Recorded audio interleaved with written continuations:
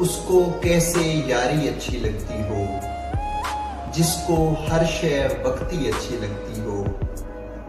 आधे पूरे चांद को उसने क्या करना, जिसको उनकी खिड़की अच्छी लगती हो। यूं तो तुम में एक भी अच्छी बात नहीं, लेकिन फिर भी कितनी अच्छी लगती हो। एक दिन मैं भी चांद पे जाकर देखूंगा, शायद दूर से धरती अच्छी लगती हो। उनको रेल के मंजर अच्छे लगते नहीं, जिनको रेल की पटरी अच्छी लगती हो। डिग्री कर लेना भी अच्छा है, पर तुम मेरी आंखें पढ़ती अच्छी लगती हो।